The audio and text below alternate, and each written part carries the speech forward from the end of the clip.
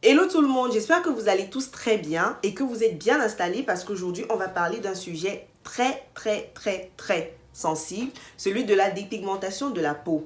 Alors d'après vous, pourquoi est-ce que ce sujet est si sensible et si tabou aujourd'hui?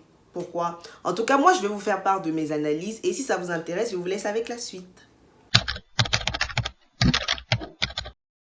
Bon, dans cette vidéo, je vais tout d'abord vous présenter les origines de la dépigmentation volontaire de la peau. Oui, j'insiste sur le mot volontaire parce que dans cette vidéo, je ne vais pas du tout m'intéresser à toutes les formes de dépigmentation de la peau liées à des maladies de type vitiligo et autres. Non, je ne vais pas m'intéresser à ces formes-là. Je vais vraiment m'intéresser à tout ce qui concerne la dépigmentation volontaire. Donc, je vais vous présenter les origines. Ensuite, je vais vous dire pour moi ce qui rend ce sujet aussi tabou de nos jours. Donc, sans oublier les risques, etc. Bref, je vais vraiment balayer tous les tabous qui sont autour de ce sujet. Voilà. Tout d'abord, il faut savoir que la dépigmentation de la peau tire son origine des inégalités.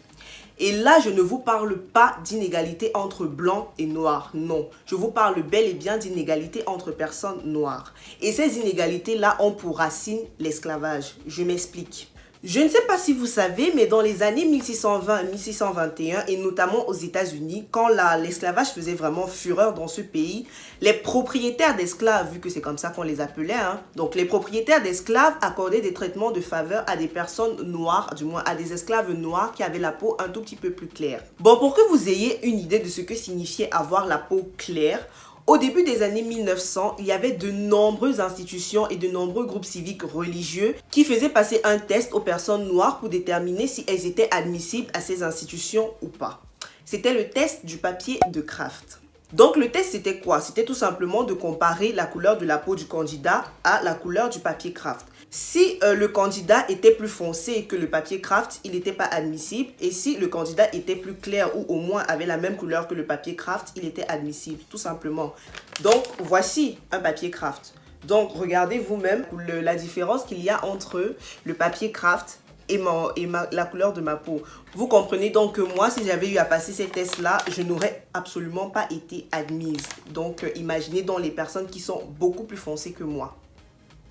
Bon, je vous parle de ce test-là parce qu'il y a de nombreux ouvrages qui disent que c'est un peu ce genre de test que les propriétaires d'esclaves faisaient passer à leurs esclaves pour déterminer s'ils avaient la peau claire ou pas, donc s'ils pouvaient bénéficier d'un traitement de faveur ou pas. Mais bon, rien n'est sûr, c'est juste vraiment pour que vous ayez une idée de la naissance des inégalités à cette époque-là. Bref, vous convenez donc avec moi que la dépigmentation de la peau a tout logiquement suivi. De nos jours, la société, tout comme le faisaient les propriétaires d'esclaves à l'époque, continue à développer des traitements de faveur à l'égard des personnes plus claires. Je ne sais pas combien de fois moi j'ai entendu cette phrase « Mince, tu es trop noir, ça dérange ».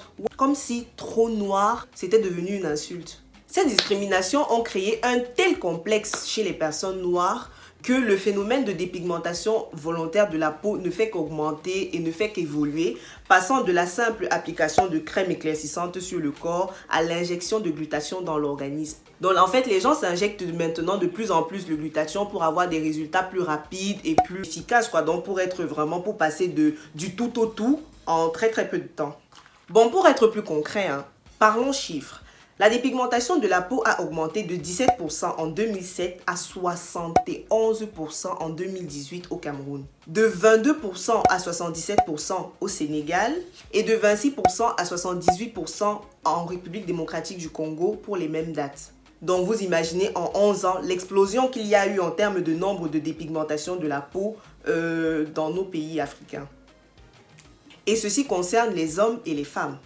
Pour vous faire un peu une image, si vous arrivez en ce moment au Cameroun, sur 100 personnes que vous allez croiser dans la rue, il n'y a que 29 qui auront leur véritable couleur de peau. Rectificatif, il n'y a que 29 personnes qui n'auront jamais utilisé de produits éclaircissants. C'est assez différent. 29 sur 100, même pas la moitié. Pourtant, les dangers liés à la dépigmentation de la peau sont innombrables. L'hydroquinone contenu dans de nombreux produits éclaircissants peut causer la mort s'il est appliqué à forte dose sur la peau. Le Kinacor injecté dans l'organisme à forte dose également peut affaiblir drastiquement le système immunitaire. La trétinoïde peut causer une hypertension artérielle et des troubles visuels. etc., etc. Parce que les risques, il y en a énormément. Bref. Passons maintenant à la partie analytique et beaucoup plus intéressante, celle de savoir pourquoi ce sujet, malgré cette évolution, est toujours aussi tabou en 2019.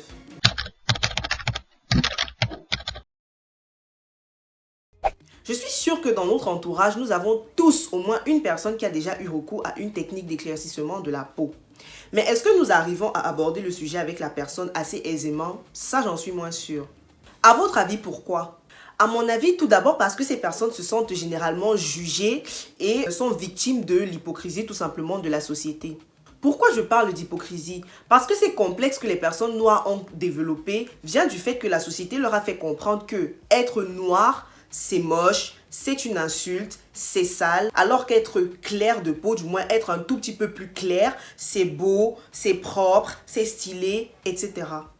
En gros, ce qui se passe, c'est quoi? C'est que la société va faire comprendre aux personnes foncées que leur teint n'est pas très propre, n'est pas très beau, tout ce que vous voulez. Et c'est la même société qui va critiquer quand les personnes noires qui se sont senties sales vont vouloir se rendre propres, vont vouloir s'éclaircir la peau pour devenir propre et pour pouvoir rentrer dans les standards que la société elle-même a définis.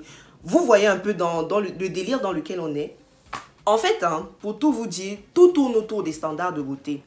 Tout comme la société, les médias en fait diffusent une image de la femme noire qui est très très différente du terrain. Bon, ça commence à changer et heureusement d'ailleurs, mais disons que ce n'est toujours pas vrai, ce n'est pas encore ça à 100%. Mais bref, quand je dis diffuser une image de la femme noire qui est très très différente du terrain, c'est pour dire quoi? C'est pour dire que quand vous prenez beaucoup de marques de cosmétiques, les fonds de teint, les anti-cernes, les poudres, tout ce que vous voulez, généralement la teinte la plus foncée, la teinte dark, c'est une teinte qui est peut-être plus claire que ma couleur de peau. Vous imaginez? Ça commence à changer, mais voilà, vous vous rendez compte que c'est maintenant que les choses commencent à avancer en fait. Donc, vous imaginez un peu pendant tout ce temps-là, en fait, ce qui s'est développé dans la tête des gens, ce qui se développe dans la tête des gens, c'est que la femme noire doit être claire, doit avoir le teint unifié, doit être propre, machin, mais non. Il y a aussi des femmes noires qui sont foncées, qui ont le teint pas très uniforme, qui ont des taches d'hyperpigmentation. Ça aussi, c'est la femme noire et ça aussi, c'est une belle femme. Et le maquillage, honnêtement, ce n'est qu'un infime exemple parmi tant d'autres exemples qui sont diffusés dans les médias. Parce que les exemples de marginalisation des peaux foncées, il y en a énormément.